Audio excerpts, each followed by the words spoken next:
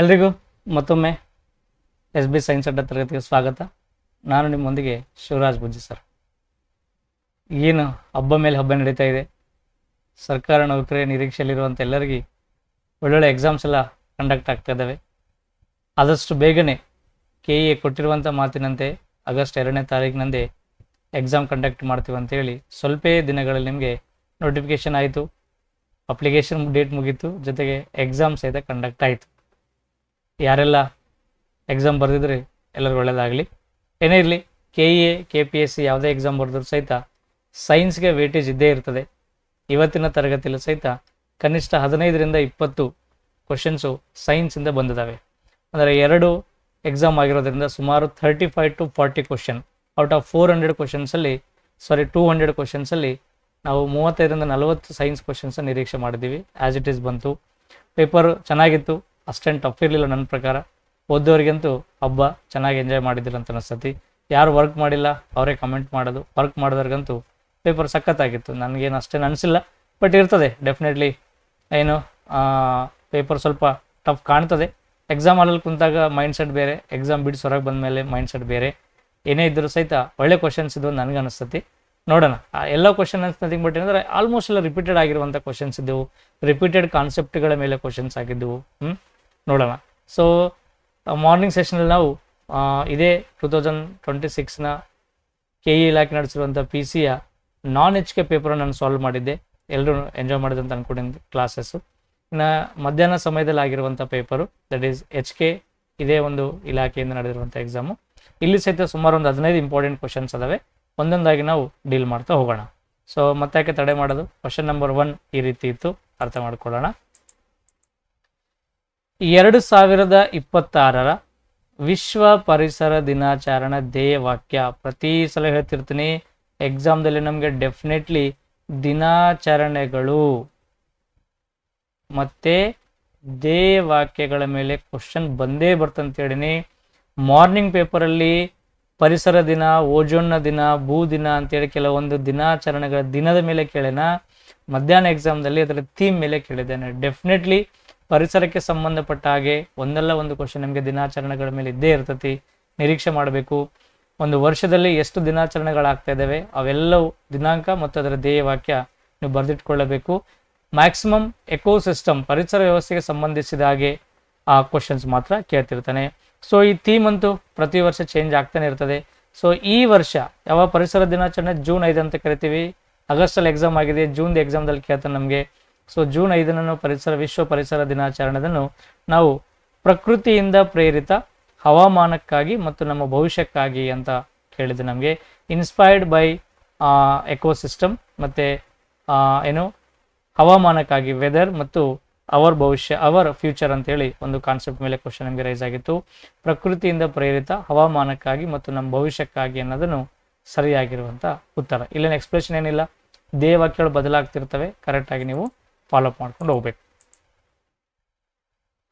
ಆನೆಕಾಲು ರೋಗವು ಕೆಳ ಅಂಗಗಳಲ್ಲಿನ that is lower limbs ದುಗ್ಧ ರಸಾಣುಗಳು, ರಸನಾಳಗಳು ಊದಿಕೊಂಡು ಬರುವಂತಹ ಕಾಯಿಲೆಯಾಗಿದೆ. ಈ ಕಾಯಿಲೆ ತರುವ ರೋಗಜನಕ ಜೀವಿ ಹೆಸರೇನು ಅಂತ ಕೇಳ್ತಾನೆ. ಕೇಳಿರ್ಬೋದು ನೀವು, ಆನೆಕಾಲು ರೋಗ ಅಂತ ಇದೆ, ಅದಕ್ಕೆ ನಾವು ಎಲಿಫೆಂಟಿಲೈಟಿಸ್ ಅಂತ ಕರಿತೀವಿ. ಸೊ ಈ ಆನೆಕಾಲು ರೋಗ ಅನ್ನೋದು ಒಂದು ಹುಳಗಳಿಂದ ಬರುವಂಥ ರೋಗ. ಇದು ಬ್ಯಾಕ್ಟೀರಿಯಲ್, ವೈರಸ್, ಫಂಗೈ ಡಿಸೀಸ್ ಅಲ್ಲ. ಈ ಚಿಕ್ಕ ಚಿಕ್ಕ ಕೆಲವೊಂದು ಹುಳಗಳು ಅಂತ ಬರ್ತವೆ. ಈ ಹುಳಗಳಲ್ಲಿ ನಾವು ಈ ಏನು ಟೇಪ್ ವಾಮ್ಸ್ ಅಂತೇಳಿ, ಲಾಡಿ ಹುಳಗಳು, ಜಂತಿ ಹುಳಗಳು, ಕೆಲವೊಂದು ಹುಳಗಳು ಅಂತ ಬರ್ತವೆ ನಮಗೆ. Round worms, tape worms, flat worms, ಈ ರೀತಿ ವಾಮ್ಸ್ ಹುಳಗಳು ಅಂತ ಬರ್ತವೆ. ಅಲ್ಲಿ ಈ ಆನೆಕಾಲು ರೋಗಕ್ಕೆ ಕಾರಣವಾಗಿರುವಂಥ ಹುಳ ಊಚೆರೇರಿಯಾ ಅಂತೇಳಿ, ಊಚೆರೇರಿಯಾ ಅನ್ನೋ ಒಂದು ಹುಳದಿಂದ ನಮಗೆ ಈ ಮನುಷ್ಯನ ದೇಹದಲ್ಲಿ ಒಂದು ಲಿಂಫ್ಯಾಟಿಕ್ ಸಿಸ್ಟಮ್ ಅಂತ ಇದೆ, ದುಗ್ಧ ರಸ ವ್ಯವಸ್ಥೆ ಅಂತೇಳಿ ನಮ್ಮ ಇಮ್ಯುನಿಟಿಯನ್ನು ಇನ್ಕ್ರೀಸ್ ಮಾಡೋಕ್ಕೆ ಹೆಲ್ಪ್ ಮಾಡುವಂಥ ಒಂದು ಸಿಸ್ಟಮ್ ಇದು. ಇದರಲ್ಲಿ ಅನೇಕ ದಿನಗಳ ಕಾಲ ಈ ಒಂದು ಊಚರೇರಿಯಾ ಅನ್ನೋ ಒಂದು ಹುಳದ ವ್ಯವಸ್ಥೆ ನಮ್ಮ ರಕ್ತನಾಳಗಳಲ್ಲಿ ಅನೇಕ ದಿನಗಳ ಕಾಲ ಒಳಗೆ ಕೂಡ್ಕೊಂಡಾಗ ಅದು ನಮಗೆ ಈ ರಕ್ತನಾಳಗಳನ್ನು ಬ್ಲಾಕ್ ಮಾಡಿಬಿಟ್ಟು ನಮ್ಮ ಕಾಲುಗಳಲ್ಲಿ ಅಥವಾ ಏನು ನಮ್ಮ ದೇಹದ ಕೆಲವೊಂದು ಅಂಗಗಳನ್ನು ಊದಿಕೊಳ್ಳಂಗೆ, ಎಸ್ಪೆಷಲಾಗಿ ನಮ್ಮ ಲೋವರ್ ಲಿಮ್ಸ್ ಅಂತ ನೋಡ್ತೀವಿ, ಕೆಳಭಾಗದಲ್ಲಿರುವಂಥ ಕಾಲುಗಳನ್ನು ಊದಿಕೊಳ್ಳಂಗೆ ಮಾಡ್ತತಿ.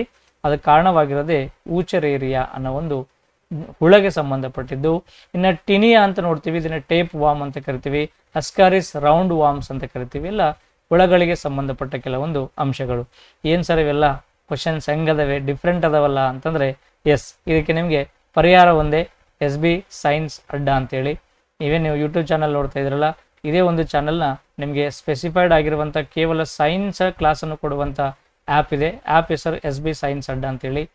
ಡೌನ್ಲೋಡ್ ಮಾಡ್ಕೊಳ್ಳಿ, ಕಂಟೆಂಟ್ ನೋಡಿ, ಚೆನ್ನಾಗಿತ್ತು ಅಂದರೆ ಯೂಸ್ ಮಾಡ್ಕೊಳ್ಳಿ. ಒಳ್ಳೊಳ್ಳೆ ಕ್ಲಾಸ್ ಅದಾವೆ. ಕೇವಲ ಸೈನ್ಸನ್ನು ನಿಮಗೆ 250 ಗಂಟೆಗಳಿಗಿಂತ ಹೆಚ್ಚು ಕ್ಲಾಸ್ ಪಾಠ ಮಾಡಿದ್ದೀನಿ. ಒಳ್ಳೆ ರೆಕಾರ್ಡೆಡ್ ಕ್ಲಾಸ್ ಅದಾವೆ. ಕರೆಕ್ಟಾಗಿ ನೀವು ಕ್ಲಾಸಸ್ ಎಂಜಾಯ್ ಮಾಡ್ತೀರಿ. ಕಲರ್ಫುಲ್ ಆಗಿರುವಂಥ ಕಂಟೆಂಟು ಮತ್ತು ಬದಲಾವಣೆ ಆಗ್ತಿರುವಂಥ KEA KPSCಗೆ ಸಂಬಂಧಿಸಿದಾಗೆ ಕ್ವಶನ್ಸ್ ಇವೆಲ್ಲ ನಮ್ಗೆ ಕ್ಲಾಸಸ್ ಎಲ್ಲ ಕವರ್ ಆಗಿದ್ದಾವೆ. ನಾವು ಪಾಠ ಮಾಡಿದ್ದೀವಿ, ಹಂಗೆ ನಮಗೇನು ಹೊಸದಾಗಿ ಅನಿಸ್ತಾ ಇಲ್ಲ. ಹೊಸದಾಗಿ ಕೇಳೋರಿಗೆ ಏನು ಸರ್ ಎಲ್ಲಿಂದ ಬಂತು ಕ್ವಶನ್ಸ್ ಅಂತ ಅನಿಸ್ತದೆ. ಸೊ ಸರಿಯಾಗಿರುವಂಥ ಉತ್ತರ ಊಚರ ಏರಿಯಾ ಅಂತ ನಾವು ಕರಿತೀವಿ. ಮೂತ್ರಕೋಶದಲ್ಲಿನ ರಕ್ತ ಶೋಧನೆ ಇಲ್ಲಿ ನಡೆಯುತ್ತದೆ. ನೋಡಿ, ನಮ್ಮ ಕಡೆ ಈ ಸಿಸ್ಟಮ್ಸ್ ಅಂತ ಕರಿತೀವಿ ನಾವು, ಲಿವಿಂಗ್ ಸಿಸ್ಟಮ್ಸ್, ಆರ್ಗನ್ ಸಿಸ್ಟಮ್ಸ್ ಅಂತ ಕರಿತೀವಿ. ನಮಗೆ ವ್ಯವಸ್ಥೆಗಳು, ಪರಿಸರ ಏನು, ರಕ್ತ ಪರಿಚಲನೆ ವ್ಯವಸ್ಥೆ, ಏನು ಉಸಿರಾಟ ವ್ಯವಸ್ಥೆ, ಜೀರ್ಣಕ್ರಿಯೆ ವ್ಯವಸ್ಥೆ, ನರವಿ ವ್ಯವಸ್ಥೆ, ಈ ರೀತಿ ವ್ಯವಸ್ಥೆಗಳು. ಅಲ್ಲಿ ವ್ಯವಸ್ಥೆಗಳ ಮೇಲೆ ಒಂದಲ್ಲ ಒಂದು ಕ್ವಶನ್ ಕೇಳ್ತಾನೆ. ನಮಗೆ ಮೂತ್ರಕೋಶಗಳ ಮೇಲೆ ಕ್ವಶನ್ ನಮಗೆ ಕೇಳಿದ್ದಾನೆ.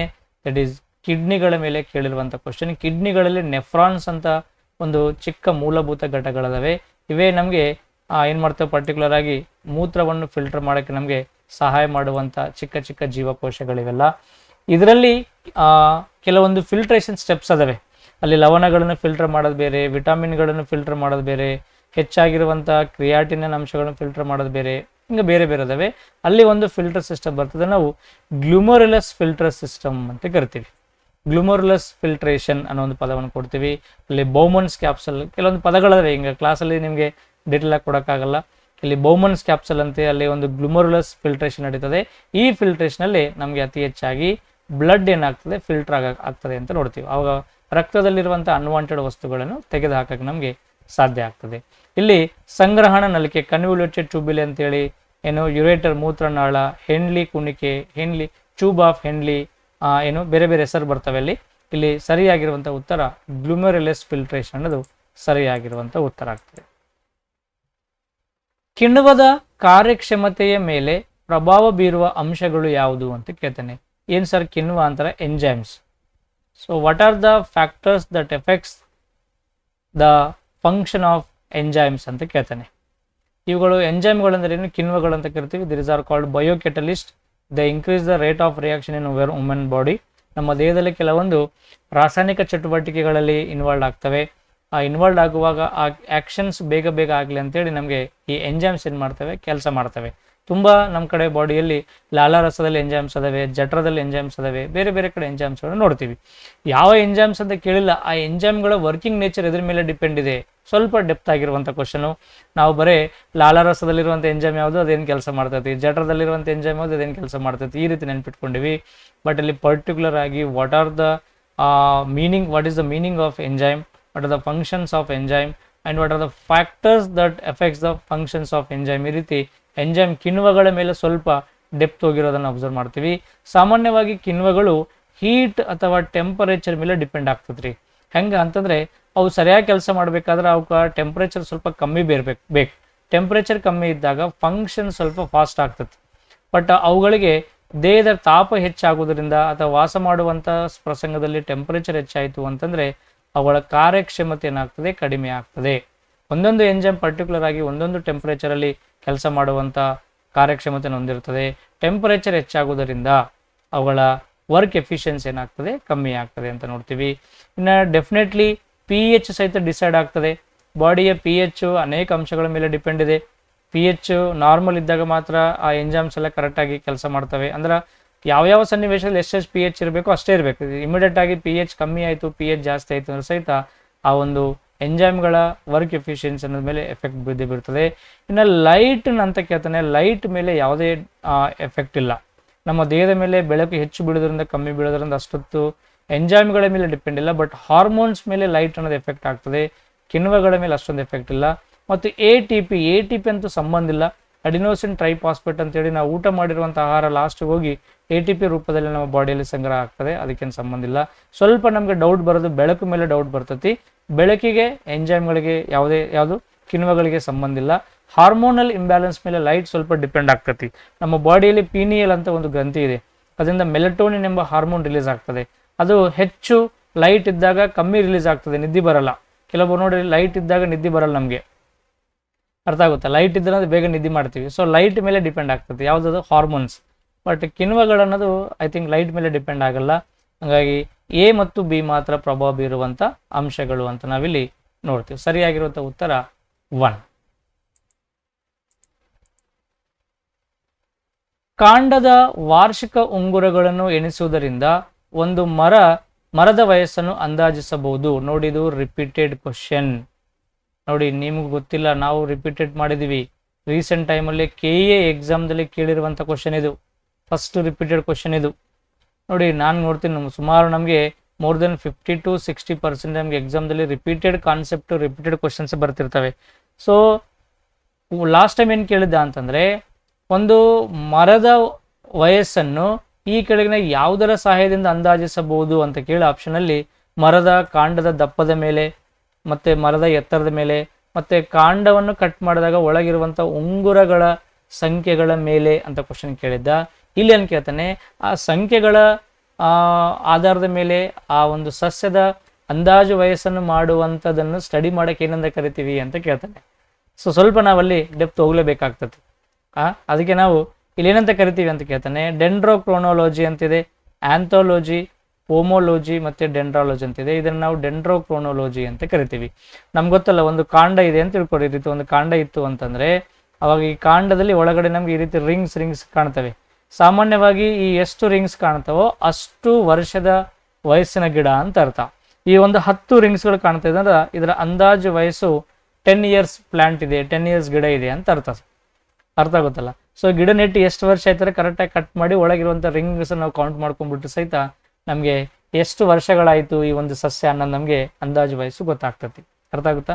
ಇದನ್ನು ನಾವು ಡೆಂಡ್ರೋಕ್ರೋನಾಲಜಿ ಅಂತ ಕರಿತೀವಿ. ಇನ್ನು ಡೆಂಡ್ರಾಲಜಿ ಅಂತ ಒಂದು ಕಾನ್ಸೆಪ್ಟ್ ಇದೆ. ಡೆಂಡ್ರಾಲಜಿನ ಸಹಿತ ಇಡೀ ಸಸ್ಯಗಳ ಬಗ್ಗೆ ಇನ್ನಿತರ ಅಂಶಗಳ ಬಗ್ಗೆ ನಾವು ಸ್ಟಡಿ ಮಾಡೋದನ್ನು ಡೆಂಡ್ರಾಲಜಿ ಅಂತ ಕರಿತೀವಿ. ಬಟ್ ಇಲ್ಲಿ ಆ ರಿಂಗ್ಗಳ ಬಗ್ಗೆ ಸ್ಟಡಿ ಮಾಡೋದು ನಾವು ಡೆಂಡ್ರೋಕ್ರಾಲಜಿ. ಇನ್ನು ಆಂಥಾಲಜಿ ಅಂದ್ರೆ ಗೊತ್ತು ನಿಮಗೆ, ಸಾಮಾನ್ಯವಾಗಿ ಹೂಗಳ ಬಗ್ಗೆ ಸ್ಟಡಿ ಮಾಡೋದು. ಪೋಮಾಲಜಿ ಅಂದ್ರೆ ಗೊತ್ತು, ಹಣ್ಣುಗಳ ಬಗ್ಗೆ ಸ್ಟಡಿ ಮಾಡೋದು ಅಂತ ಕರಿತೀವಿ. ಎಲ್ಲನೂ ಈ ಮರಕ್ಕೆ ಸಂಬಂಧಪಟ್ಟ, ಸಸ್ಯಗಳಿಗೆ ಸಂಬಂಧಪಟ್ಟ ಅಧ್ಯಯನ ಶಾಸ್ತ್ರ ಮೇಲೆ ಕ್ವಶನ್ ನಮಗೆ ರೈಸ್ ಆಗಿದೆ. ಕರೆಕ್ಟಾಗಿ ಫಾಲೋ ಅಪ್ ಮಾಡಿ. ನೆಕ್ಸ್ಟ್, ರೋಹಿಣಿ ಅಂತ ಒಂದು ಕ್ವಶನ್ ಕೇಳ್ತಾನೆ. ರೋಹಿಣಿ ಏನಾಗಿದೆ ಅಂತ ಕೇಳ್ತಾನೆ. ಇವೆಲ್ಲ ಸ್ವಲ್ಪ ಕರೆಂಟ್ ಅಫೇರ್ಸ್ ಅಲ್ಲಿ ಕೇಳುವಂಥ ಕ್ವಶನ್ಸು. ಇದು DRDO ಅಭಿವೃದ್ಧಿಪಡಿಸಿದ 3D ಮಧ್ಯಮ ವ್ಯಾಪ್ತಿಯ ವಿಚಕ್ಷಣ ರೇಡಾರ್ ವ್ಯವಸ್ಥೆ ಅಂತ ಕರಿತೀವಿ.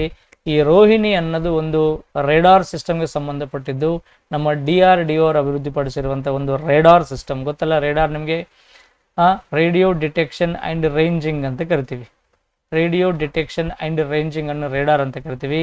ಇಲ್ಲಿ ಮೇಜರ್ ಆಗಿ ರೇಡಿಯೋ ವೇವ್ಸ್, ಇನ್ನೂ ಲಾಂಗ್ ಡಿಸ್ಟೆನ್ಸ್ ಇದ್ದಾಗ ಮೈಕ್ರೋ ವೇವ್ಸ್ ಅನ್ನು ಯೂಸ್ ಮಾಡ್ಕೊಂಡ್ಬಿಟ್ಟು ಈ ಭೂಮಿಯಿಂದ ಆಕಾಶದಲ್ಲಿ ಹಾರಾಡುತ್ತಿರುವಂಥ ವಸ್ತುಗಳ ಎತ್ತರ ಎಷ್ಟಿದೆ, ಯಾವ ಡೈರೆಕ್ಷನ್ಗೆ ಹೋಗ್ತಾ ಇದ್ದಾವೆ, ಎಷ್ಟು ಸ್ಪೀಡಲ್ಲಿ ಹೋಗ್ತಾ ಇದ್ದಾವೆ ಅನ್ನೋ ಅಂಶಗಳನ್ನು ಪತ್ತೆ ಹಚ್ಚುವಂಥ ಒಂದು ಸಾಧನವನ್ನು ನಾವು ರೇಡಾರ್ ಅಂತ ಕರಿತೀವಿ. ಸೊ ಸ್ಪೇಸಲ್ಲಿ ಏನಾದರೂ ಒಂದು ವಸ್ತುಗಳು ಹೋಗ್ತಿರ್ಬೇಕಾದ್ರೆ ಸ್ಪೀಡು, ವೆಲಾಸಿಟಿ, ಡೈರೆಕ್ಷನನ್ನು ಕ್ಯಾಲ್ಕುಲೇಟ್ ಮಾಡೋಕ್ಕೆ ಬಳಸುವಂಥ ಇನ್ಸ್ಟ್ರೂಮೆಂಟನ್ನು ನಾವು ರೇಡಾರ್ ಅಂತ ಕರಿತೀವಿ. ಸೊ ಈ ರೋಹಿಣಿ ಅನ್ನೋ ಒಂದು ರೇಡಾರ್ ವ್ಯವಸ್ಥೆ. ಇದನ್ನು DRDOದವರು ಅಭಿವೃದ್ಧಿಪಡಿಸಿರುವಂಥ 3D ಅಂದರೆ ಒಂದು ಮೇಲೆ ಹೋಗ್ತಿರುವಂಥ ವಸ್ತುನ 3D ಇಮೇಜ್ ಪಡ್ಕೊಳ್ಳೋಕೆ ಸಾಧ್ಯ ಆಗ್ತಿರ್ಬೋದು ಇದು.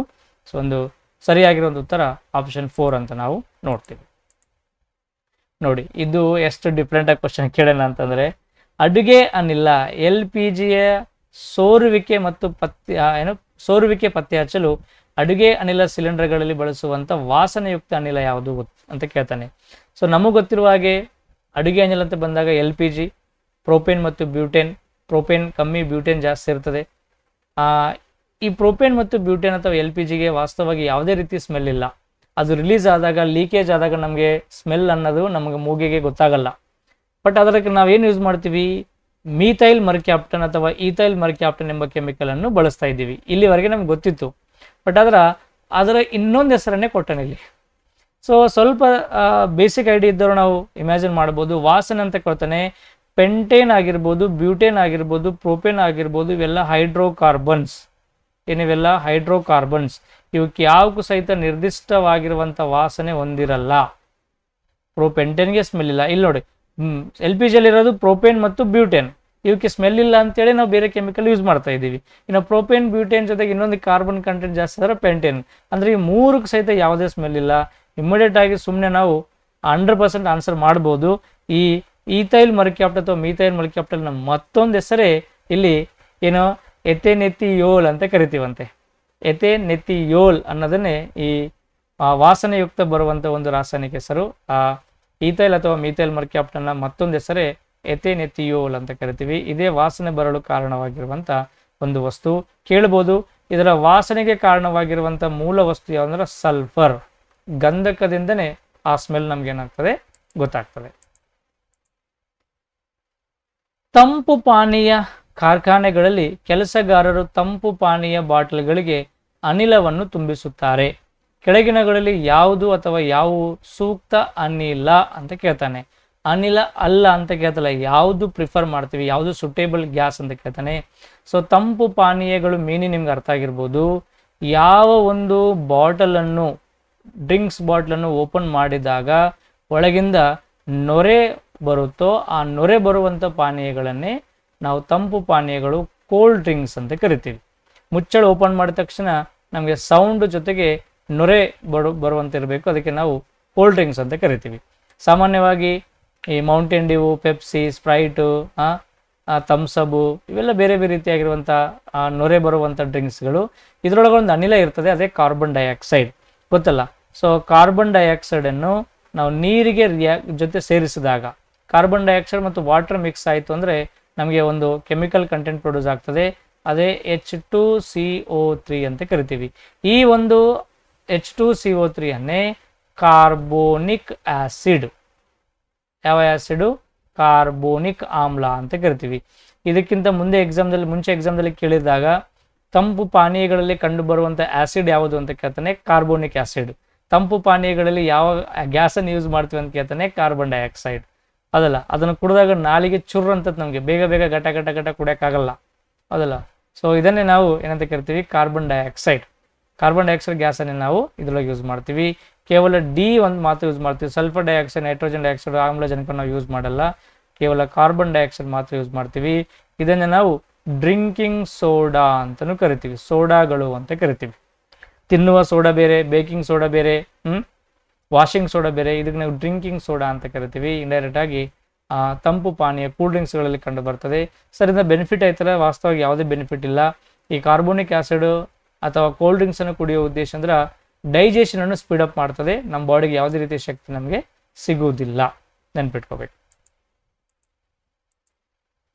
ಕೆಳಗಿನ ಹೇಳಿಕೆಗಳನ್ನು ಪರಿಗಣಿಸಿ ಮತ್ತು ಕೆಳಗೆ ನೀಡಲಾದ ಆಯ್ಕೆಗಳಿಂದ ಸರಿಯಾದ ಉತ್ತರವನ್ನು ಆರಿಸಿರಿ ಅಂತ ಕೇಳ್ತಾನೆ. 2 ಹೇಳಿಕೆ ಕೊಟ್ಟಾನೆ. ಜಠರ ರಸವು, ದಟ್ ಇಸ್ ಗ್ಯಾಸ್ಟ್ರಿಕ್ ಜ್ಯೂಸ್ ಅನ್ನೋದು H2SO4 ಹೊಂದಿರುತ್ತದೆ. ಆರಾಮಾಗಿ ಆನ್ಸರ್ ಮಾಡ್ತೀರಿ. ಜಠರ ರಸದಲ್ಲಿರುವಂಥ acid HCl, not H2SO4, hydrochloric ಆಮ್ಲವನ್ನು ಹೊಂದಿರ್ತದೆ ಅಂತ ನೋಡ್ತೀವಿ. ಹಂಗಾಗಿ ಇದನ್ನು ನಾವು ಗ್ಯಾಸ್ಟ್ರಿಕ್ ಜ್ಯೂಸ್ ಅಥವಾ ಜಠರ ರಸ ಅನ್ನೋ ಪದವನ್ನು ಕೊಡ್ತೀವಿ. ಮಾನವನ ಜಠರದಲ್ಲಿರುವಂಥ ರಸ ಜಠರ ರಸ HCl ನ ಕಾರ್ಯ ಏನಪ್ಪ ಅಂತಂದರೆ ದೇಹದಲ್ಲಿ ಅಥವಾ ಜಠರದಲ್ಲಿರುವಂಥ ಆಹಾರದಲ್ಲಿರುವಂಥ ಸೂಕ್ಷ್ಮಾಣುಜೀವಿಗಳನ್ನು ನಾಶಪಡಿಸುವುದು ಇದರ ಫಸ್ಟ್ ಆ್ಯಂಡ್ ಇಂಪಾರ್ಟೆಂಟ್ ಆಗಿರುವಂಥ ಕೆಲಸ. ಸೊ ಇದರ ಜೊತೆಗೆ ಜೀರ್ಣಕ್ರಿಯೆಯನ್ನು ಇನ್ಕ್ರೀಸ್ ಮಾಡೋದಾಗಿರ್ಬೋದು, ಬೇರೆ ಬೇರೆ ಕೆಲಸ ಇರ್ತದೆ. ಮೇಜರ್ ಆಗಿ ಸೂಕ್ಷ್ಮಾಣುಜೀವಿಗಳನ್ನು ನಾಶಪಡಿಸೋದು ಪ್ರಮುಖ ಕೆಲಸ ಆಗಿರ್ತದೆ. ಆಮ್ಲೀಯತೆಯನ್ನು ಕಡಿಮೆ ಮಾಡಲು ಬೇಕಿಂಗ್ ಸೋಡಾವನ್ನು ಬಳಸಲಾಗುತ್ತದೆ. ಡೆಫಿನೆಟ್ಲಿ ಬೇಕಿಂಗ್ ಸೋಡಾ, ಇನ್ನೊಂದು ವಿಷಯ ನಾವು ಅರ್ಥ ಮಾಡ್ಕೋಬೇಕು. ಯಾವಾಗಾದ್ರೂ ಮನೆಯಲ್ಲಿ ನಾವು ಬೇಕಿಂಗ್ ಸೋಡಾವನ್ನು ತಿನ್ನುವ ಸೋಡಾ ಅಥವಾ ಅಡುಗೆ ಸೋಡಾ ಅಂತ ಕರಿತೀವಿ. ರಾತ್ರಿ 1 ಗಂಟೆ 2 ಗಂಟೆ ನಿಮ್ಗೆ ಏನಾದರೂ ಹೊಟ್ಟೆ ನೋವು ಬಂತು ಅಂದರೆ ಸಾಮಾನ್ಯವಾಗಿ ನಮ್ಮ ಪೇರೆಂಟ್ಸ್ ನಮಗೆ ನೀರಿಗೆ ಬೇಕಿಂಗ್ ಸೋಡಾ ಮಿಕ್ಸ್ ಮಾಡಿ ಕೊಡ್ತಾರೆ, ದಟ್ ಈಸ್ ತಿನ್ನುವ ಸೋಡಾವನ್ನು ಮಿಕ್ಸ್ ಮಾಡಿ ಕೊಡ್ತಾರೆ. ನಮಗೆ ಹೊಟ್ಟೆ ನೋವು ಉಂಟಾಗ್ತಂದ್ರೆ ಅರ್ಥ ಏನಂದ್ರೆ ನಮ್ಮ ದೇಹದಲ್ಲಿ HCl ಅಥವಾ ಇತರ ಆಸಿಡ್ಗಳ ಪ್ರಮಾಣ ಜಾಸ್ತಿ ಆಗ್ತದೆ ಅಂತ ಅರ್ಥ. ಈ ಬೇಕಿಂಗ್ ಸೋಡಾ ಸಾಮಾನ್ಯವಾಗಿ ಬೇಸಿಕ್ ನೇಚರನ್ನು ಹೊಂದಿರ್ತದೆ, ಪ್ರತ್ಯಾಮ್ಲೀಯ ಗುಣವನ್ನು ಹೊಂದಿರ್ತದೆ. ಹಾಗಾಗಿ ಆಸಿಡ್ಗಳು ಮತ್ತು ಬೇಸ್ಗಳು ಪರಸ್ಪರ ರಿಯಾಕ್ಟ್ ಆದಾಗ ನಮಗೆ ನ್ಯೂಟ್ರಲ್ ಸಾಲ್ಟ್ಗಳು ಪ್ರೊಡ್ಯೂಸ್ ಆಗ್ತವೆ. ಅರ್ಥ ಆಗ್ತಿರ್ಬೋದು ನಿಮಗೆ. ಆಮ್ಲಗಳು ಮತ್ತು ಪ್ರತ್ಯಾಮ್ಲಗಳು ಪರಸ್ಪರ ಕೂಡಿದಾಗ ನಮ್ಗೆ ಏನಾಗ್ತದೆ, ನ್ಯೂಟ್ರಲ್ ಸಾಲ್ಟ್ ಪ್ರೊಡ್ಯೂಸ್ ಆಗ್ತದೆ. ಇದು ಹೊಟ್ಟೆ ನೋವಿಗೆ ಕಾರಣ ಸಾಮಾನ್ಯವಾಗಿ ಆಸಿಡ್ಗಳಾಗಿರ್ತವೆ. ಹೆಚ್ಚು ಆಸಿಡ್ಗಳು ಜಾಸ್ತಿ ಆದಷ್ಟು ನಮಗೆ ಸ್ಟಮಕ್ ಪೇನ್ ಬರೋಕ್ಕೆ ಶುರುವಾಗ್ತದೆ. ಅವಾಗ ಈ ಬೇಕಿಂಗ್ ಸೋಡಾ ನಮಗೆ ಬೇಸ್ ರೂಪದಲ್ಲಿ, ಇದರ ಪಿ ಎಚ್ ವ್ಯಾಲ್ಯೂ ಗೊತ್ತಿರಬೇಕು ನಿಮಗೆ. ಬೇಸ್ ಅಂದರೆ ಮೋರ್ ದೆನ್ 7 ಆಗಿರ್ತದೆ. ಇವುಗಳ ನಾವು ಅಂಟಾಸಿಡ್ಗಳು, ಆಮ್ಲ ನಿರೋಧಕ ವಸ್ತುಗಳು ಅಂತ ಕರಿತೀವಿ. ಆಮ್ಲ ನಿರೋಧಕ ವಸ್ತುಗಳ ಪಿ ಎಚ್ ವ್ಯಾಲ್ಯೂ ಸರಿಸುಮಾರು 10 ಆಗಿರ್ತದೆ. 10 ಅಂದರೆ ಇದು ಬೇಸಿಕ್ ನೇಚರ್, ಪ್ರತ್ಯಾಮ್ಲೀಯ ಗುಣವನ್ನು ಹೊಂದಿರ್ತದೆ ಅಂತ ಅರ್ಥ. ಡೆಫಿನೆಟ್ಲಿ ಆಮ್ಲೀಯತೆಯನ್ನು ಕಡಿಮೆ ಮಾಡಲು ಅಂಟಾಸಿಡ್ಗಳ ಉದ್ದೇಶ ಏನು? ಆಮ್ಲ ನಿರೋಧಕ ಅಂದ್ರೆ ಅರ್ಥ ಏನು? ಆಮ್ಲಗಳ ಶಕ್ತಿಯನ್ನು ಕಡಿಮೆ ಮಾಡಲು ಬಳಸುವಂಥ ರಾಸಾಯನಿಕ ವಸ್ತುಗಳನ್ನೇ ಅಂಟಾಸಿಡ್ಗಳು ಅಂತ ಕರೀತಾರೆ. ತುಂಬ ರಿಪೀಟೆಡ್ ಆಗಿರುವಂಥ ಕ್ವಶನ್. ಇದೆಲ್ಲ ಎಕ್ಸಾಮ್ದಲ್ಲಿ ಕಾಮನ್ ಆಗಿ ನೀವು ಆನ್ಸರ್ ಮಾಡ್ಬೋದು. ಸೊ ಇಲ್ಲಿ ಒಂದನೇದು ಹೇಳಿಕೆ ರಾಂಗ್ ಆಗಿದೆ, ಎರಡನೇದು ಮಾತ್ರ ಏನಾಗಿದೆ? ಸರಿಯಾಗಿದೆ. ಸೊ ಒಂದನೇ ಹೇಳಿಕೆ ಸರಿ ಅಂತಾನೆ ಅಲ್ಲ, ಒಂದನೇ ಹೇಳಿಕೆ ತಪ್ಪು, ಆದರೆ ಎರಡನೇ ಹೇಳಿಕೆ ಸರಿಯಾಗಿದೆ. ಇದು ಕರೆಕ್ಟ್ ಆಗಿರೋದು. ಹೇಳಿಕೆ 1 ಮತ್ತು 2 ಸರಿ ಅಲ್ಲ, 1, 2 ತಪ್ಪು ಅಂತ ಕೊಡ್ತಾನೆ. ಇಲ್ಲ, 1 ತಪ್ಪಾಗಿದೆ, ಎರಡನೇದು ಮಾತ್ರ ನಮಗೆ ಸರಿಯಾಗಿರುವಂಥ ಸ್ಟೇಟ್ಮೆಂಟ್ ಆಗಿದೆ. ಎಸ್, ಮತ್ತೆ ಆಸಿಡ್ಗಳ ಮೇಲೆ ಕ್ವಶನ್ ಬಂತು ನೋಡ್ರಿ. ಈಗ ನೋಡ್ರಿ ಎಷ್ಟು ಈಸಿ ಇದೆ. ಪಿ ಸಿ ಎಕ್ಸಾಮ್ ಏನು ದೊಡ್ಡದಿಲ್ಲ. ನೀವು ಅನ್ಕೊಂಡಿರ್ಬೋದು, ನೀವು ಪಿ ಸಿ ಮೈಂಡ್ ಸೆಟ್ ಇಟ್ಕೊಂಡು ಓದಿದಾಗ ಮಾತ್ರ ನಿಮಗೆ ತುಂಬ ಟಫ್ ಅನಿಸ್ತದೆ ಪೇಪರ್ ಇದು. ಬಟ್ ನೀವೇನಾದ್ರು ಸ್ವಲ್ಪ PSI ಲೆವೆಲ್ ಅಥವಾ KPSC group C level, FD level, ಸ್ವಲ್ಪ ಡಿಗ್ರಿ ಬೇಸ್ ಮೇಲೆ ಕ್ವಶನ್ಸ್ ನೀವು ಅಂಥ ಎಕ್ಸಾಮಿಗೆ ನೀವು ಪ್ರಿಪೇರ್ ಆಗ್ತಾ ಇದ್ದೀರಿ ಅಂತಂದರೆ ಡೆಫಿನೆಟ್ಲಿ ನಿಮಗೆ ಈ ಪಿ ಸಿ ಎಕ್ಸಾಮ್ ತುಂಬ ಈಸಿ ಆಗಿತ್ತು. ಸೈನ್ಸ್ ಪೇಪರ್ ನಿಮಗೆ ಟಫ್ ಆಗುವಂಥ ಸಾಧ್ಯತೆ ಇರಬೇಕಾದ್ರೆ ಸೈನ್ಸ್ ಮಾತ್ರ ಅಷ್ಟೇನೇನಿಲ್ಲ, ಕಾಮನ್ ಸೆನ್ಸ್ ಮೇಲೆ ಕೇಳುವಂಥ ಕ್ವಶನ್ಸ್ ಆಗಿದ್ದವು. ಸ್ವಲ್ಪ ಮಾರ್ನಿಂಗ್ ಪೇಪರ್ ಇದಕ್ಕಿಂತ ಸ್ವಲ್ಪ ಟಫ್ ಆಗಿತ್ತು. ಬಟ್ ಎಸ್ಪೆಷಲಿ HK ಪೇಪರ್ ಮಾತ್ರ ಅಷ್ಟೊಂದು ಟಫ್ ಇಲ್ಲ ಅಂತ ನನ್ನ ಅನಿಸಿಕೆ. ನಿಮಗೆ ಗೊತ್ತದು, ನೀವು ಹೆಂಗೆ ಸ್ಟಡಿ ಮಾಡಿದ್ರೆ ಅದು ನಿಮ್ಮ ಮೇಲೆ ಬಿಟ್ಟಿದ್ದು. ಏನು ಸರ್ 10 ವರ್ಷ ಆಯ್ತು ನೀವು ಅದೇ ಪಾಠ ಮಾಡ್ಕೊಂಡು ಕುಂತೀರಿ, ನಿಮ್ಗೆ ಈಸಿ ಅನ್ಸಿಲ್ಲ ಅಂದರೆ ಹೆಂಗಿರ ನೀವು ಅಂತೀರಿ. ಹೌದು, ಬಟ್ ಆದರೆ ಕ್ವಶನ್ ನೋಡಿದಾಗ ನಮಗೂ ಗೊತ್ತಾಗ್ತದೆ ಯಾವ ಲೆವೆಲ್ ಪೇಪರ್ ಇದೆ, ಇಂಥ ಕ್ವಶನ್ ಸುಟೇಬಲ್ ಅದಾವಿಲ್ಲ ನಮ್ಗೊಂದು ಐಡಿಯಾ ಬರ್ತದೆ. ಹಂಗಾಗಿ ಅಷ್ಟೊಂದು ಏನಿಲ್ಲ, ಆರಾಮಾಗಿ ನೀವು ಪಾಸ್ ಮಾಡೋದು. ಯಾಕಂದರೆ ನೀವು ಇಮಿಡಿಯೇಟಾಗಿ ಪಿ ಸಿ ಅಂದರೆ ಪಿ ಸಿಗೆ ಅಷ್ಟೇ ನೀವು ಮೈಂಡ್ ಸೆಟ್ ಇಟ್ಕೊಂಡ್ರೆ ಆಗಲ್ಲ. ಸ್ವಲ್ಪ ನಿಮ್ಮ ಮೈಂಡ್ ಸೆಟ್ ಚೇಂಜ್ ಮಾಡ್ಕೊಳ್ಳೇಬೇಕು. ಗೊತ್ತಲ್ಲ, ಬೇರೆ ಬೇರೆ ವಸ್ತುಗಳಲ್ಲಿರುವಂಥ ಆಮ್ಲಗಳ ಮೇಲೆ ಕ್ವಶನ್ ಕೇಳ್ತಾ ಇದ್ದಾನೆ. ಇಲ್ಲಿ ಟೊಮ್ಯಾಟೊ ಅಂತ ಗೊತ್ತು ನಿಮಗೆ, ಆಕ್ಸಲಿಕ್ ಆಮ್ಲ ನಮಗೆ ಕಂಡು ಬರ್ತದೆ. ಲಿಂಬೆ ಅಂತ ಗೊತ್ತು, ಸಿಟ್ರಿಕ್ ಆಮ್ಲ ಕಂಡು ಬರ್ತದೆ. ಹುಣಸೆ ಹಣ್ಣು ಅಂತ ಬಂದಾಗ ಟಾರ್ಟರಿಕ್ ಆಮ್ಲ, ಮೊಸರು ಅಂತ ಬಂದಾಗ ಲ್ಯಾಕ್ಟಿಕ್ ಆಮ್ಲ ಅಂತ ನೋಡ್ತೀವಿ. ಸೊ A2 ಆಗಿರಬೇಕು. A2 ಎಲ್ಲಿದೆ ನೋಡಿ, A2 ಇಲ್ಲಿದೆ, ಇನ್ನೊಂದು A2 ಇಲ್ಲಿದೆ. ಟೊಮ್ಯಾಟೊ ಆಕ್ಸಲಿಕ್ ಆಮ್ಲ. ಓಕೆ, B4 ಆಗಿರಬೇಕು. B4 ಇಲ್ಲಿದೆ, B4 ಇಲ್ಲ, B4 ಇಲ್ಲ, B4 ಇಲ್ಲ. ಡೈರೆಕ್ಟ್ ಆನ್ಸರ್ ಮಾಡ್ಬೋದಾ? ಮುಂದೆ ನೋಡೋದು ಅವಶ್ಯಕತೆ ಇಲ್ಲ. ಸೊ ಹುಣಸೆ ಹಣ್ಣು C1 ಆಗಿರಬೇಕು, ಕರೆಕ್ಟ್, C1 ಇದೆ. ಮೊಸರು D3 ಆಗಿರಬೇಕು, D3 ಕರೆಕ್ಟ್. ಸೊ ಆಪ್ಷನ್ 3 ಅನ್ನೋದು ನಮ್ಗೆ ಇಲ್ಲಿ ಸರಿಯಾಗಿರುವಂಥ ಉತ್ತರ. ಸೊ ಈ ರೀತಿ ನಮಗೆ ಕ್ವಶನ್ ಕೇಳಿದಾಗ ಇನ್ನುಳಿದ ಆಮ್ಲಗಳ ಬಗ್ಗೆ ಸ್ವಲ್ಪ ನೀವು ಮಾಹಿತಿಯನ್ನು ಕಲೆ ಹಾಕೋಬೇಕು.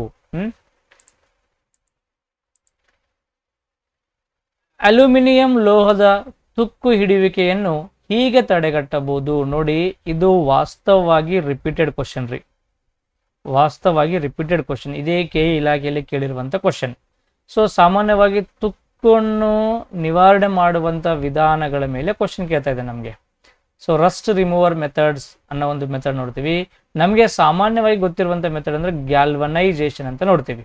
ಗ್ಯಾಲ್ವನೈಜೇಷನ್ ಅಂದ್ರೆ ಅರ್ಥ, ಈ ಸತು ಜಿಂಕ್ ಎಂಬ ಒಂದು ಮೆಟಲ್ ಅನ್ನು ನಾವು ಕರಗಿಸ್ಬಿಟ್ಟು ಎಸ್ಪೆಷಲ್ ಆಗಿ ಐರನ್ ಮತ್ತು ಸ್ಟೀಲ್ ನಂತ ವಸ್ತುಗಳ ಮೇಲೆ ಒಂದು ಎಕ್ಸ್ಟ್ರಾ ಕೋಟಿಂಗ್ ಬಿಟ್ಟು ಕಬ್ಬಿಣ ಮತ್ತು ಉಕ್ಕಿನ ಮೇಲೆ ಉಂಟಾಗುವಂಥ ತುಕ್ಕನ್ನು ನಿವಾರಿಸಲು ಬಳಸುವಂಥ ಒಂದು ವಿಧಾನವನ್ನೇ ಗ್ಯಾಲ್ವನೈಜೇಷನ್. ಅಲ್ಲಿ ಬಳಸುವಂಥ ಮೂಲ ವಸ್ತು ಸತು. ಬಟ್ ಇಲ್ಲಿ ಸ್ವಲ್ಪ ಮುಂದೆ ಹೋಗ್ಬಿಟ್ಟು ಏನು ಕೇಳ್ತಾನೆ ಇವನು ಎಕ್ಸಾಮ್ದಲ್ಲಿ ಅಂದ್ರೆ ಅಲ್ಯೂಮಿನಿಯಂ ಲೋಹದ ಮೇಲೆ ಕೇಳ್ತಾ ಇದ್ದಾನೆ. ಅಂದ್ರೆ ಏನು ಸರ್, ಒಂದೊಂದು ಲೋಹಕ್ಕೆ ಒಂದೊಂದು ಮೆಥಡ್ ಆಯ್ತಾ ಅಂದ್ರೆ ಹೌದು, ಲೋಹಗಳು ಬದಲಾದಷ್ಟೇ ಮೆಥಡ್ಸ್ ಇದೆ ಚೇಂಜ್ ಆಗ್ತವೆ. ಈ ಅಲ್ಯೂಮಿನಿಯಂ ಲೋಹದ ಮೇಲೆ ತುಕ್ಕು ಹಿಡಿಬಾರ್ದು ಅಂತಂದ್ರೆ ಅದನ್ನು ಮಾಡುವಂಥ ವಿಧಾನ ಆನೋಡೀಕರಣ ಅಂತ ಕರಿತೀವಿ, ಆನೋಡೈಸಿಂಗ್. ಆ ಮೆಥಡ್ ಅನ್ನೇ ಆನೋಡೈಸಿಂಗ್ ಮೆಥಡು ಅಂತ ಕರಿತೀವಿ. ಆನೋಡೈಸಿಂಗ್ ಮೆಥಡ್ ಮೀನಿಂಗ್ ಏನಂದ್ರೆ, ಬೇರೆ ಬೇರೆ ಮೆಟಲ್ ಆಕ್ಸೈಡ್ಗಳನ್ನು ಇದ್ರ ಮೇಲೆ ಲೇಪನೆ ಮಾಡುವಂಥ ಒಂದು ವಿಧಾನ.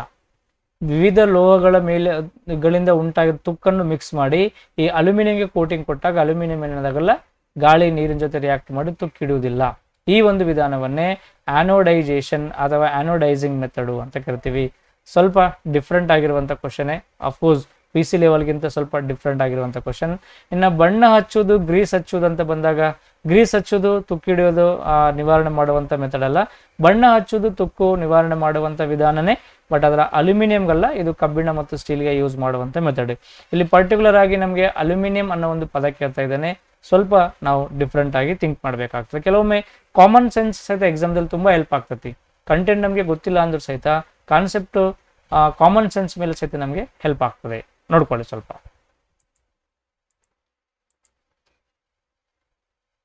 ಈಗಿನ ದಿನಗಳಲ್ಲಿ ಅನೇಕ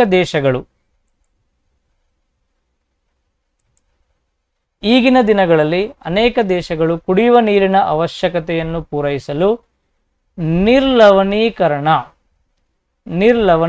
ಅಂದ್ರೆ ಲವಣಗಳನ್ನು ತೆಗೆದು ಹಾಕುವಂತ ವಿಧಾನ, ಅದಕ್ಕೆ ನಾವು ಡಿಸ್ಯಾಲಿನೇಷನ್ ಅಂತ ಕರಿತೀವಿ. ಸ್ಯಾಲಿನ ಅಥವಾ ಸ್ಯಾಲಿನಿಟಿ ಅಥವಾ ವರ್ಡ್ ಮೀನಿಂಗ್ ಅಂದ್ರೆ ಲವಣೀಕರಣ ಅಂತ ಕರಿತೀವಿ. ಲವಣಗಳನ್ನು ಆಡ್ ಮಾಡೋದನ್ನು ಸ್ಯಾಲಿನೇಷನ್ ಅಂತ ಕರಿತೀವಿ. ಇರುವಂತ ಲವಣಗಳು ತೆಗೆದು ಹಾಕುವುದನ್ನು ಡಿಸ್ಯಾಲಿನೇಷನ್. ಡಿ ಅಂದರೆ ರಿಮೂವ್ ಮಾಡೋದು, ತೆಗೆದು ಹಾಕುವುದು ಅನ್ನೋ ಮೀನ್ ನಮಗೆ ಇಲ್ಲಿ ಅರ್ಥ ಮಾಡ್ಕೋಬೇಕು. ಡಿಸ್ಯಾಲಿನೇಷನ್ ಸ್ಥಾವರಗಳನ್ನು ಉಪಯೋಗಿಸುತ್ತೇವೆ. ಈ ವಿದ್ಯಮಾನದಲ್ಲಿ ಅಡಗಿರುವ ಪ್ರಕ್ರಿಯೆ ಯಾವುದು ಅಂತ ಕೇಳ್ತಾನೆ. ಮೀನಿಂಗ್ ಇಷ್ಟೇ ಕ್ವಶನ್ದು. ನೀರಿನಲ್ಲಿ ಬೋರ್ವೆಲ್ಗಳಿಂದ, ಬಾವಿಗಳಿಂದ ಅಥವಾ ನದಿ, ಸಮುದ್ರ, ಸಾಗರದ ನೀರನ್ನು ನಾವು ಡೈರೆಕ್ಟ್ ಆಗಿ ಸೇವನೆ ಮಾಡುವಂಥ ಸಂದರ್ಭದಲ್ಲಿ ಆ ನೀರಿನಲ್ಲಿ ಹೆಚ್ಚಿನ ಪ್ರಮಾಣದ ಲವಣಾಂಶಗಳು ಕಂಡು ಬರ್ತವೆ. ಆ ಲವಣಗಳು ನಮ್ಮ ದೇಹಕ್ಕೆ ಹೆಚ್ಚಾಗಿರೋದ್ರಿಂದ ನಮಗೆ ವಿವಿಧ ರೀತಿಯ ತೊಂದರೆಗಳು ಉಂಟಾಗ್ತವೆ. ಸೊ ಕುಡಿಯುವ ನೀರಿನಲ್ಲಿ ಹೆಚ್ಚಿನ ಫ್ಲೋರೈಡ್ ಇತ್ತು, ಕ್ಯಾಲ್ಸಿಯಂ ಇತ್ತು, ಐರನ್ ಇತ್ತು, ಬೇರೆ ಬೇರೆ ಮೂಲ ವಸ್ತುಗಳಿದ್ದಾಗ, ಖನಿಜಾಂಶಗಳಿದ್ದಾಗ ನಮ್ಮ ದೇಹಕ್ಕೆ ಅವೆಲ್ಲ ಬೇಕಾಗಲ್ಲ. ಅವನ್ನು ತೆಗೆದು ನಾವು ಬರೀ ನೀರನ್ನು ಮಾತ್ರ ಕುಡಿಬೇಕಾಗ್ತದೆ. ಆ ಒಳಗಿರುವಂಥ ಲವಣಗಳನ್ನು ತೆಗೆದು ಹಾಕುವಂಥ ವಿಧಾನವನ್ನೇ ನಾವು ಡಿಸ್ಯಾಲಿನೇಷನ್ ಅಂತ ಕರಿತೀವಿ. ಅದಕ್ಕೆ ಬೆಸ್ಟ್ ಎಕ್ಸಾಂಪಲ್ ವಿಲೋಮ ಪರಾಸರಣ. ಇದ್ರ ಮೇಲೆ ಮತ್ತೆ ರಿಪೀಟೆಡ್ ಕ್ವಶನ್ ನೋಡ್ರಿ. ಕೆ ಇಲಾಖೆಯಲ್ಲಿ ರಿವರ್ಸ್ ಆಸ್ಮೋಸಿಸ್ ಮೇಲೆ ಕ್ವಶನ್ ಕೇಳ್ತಾನೆ.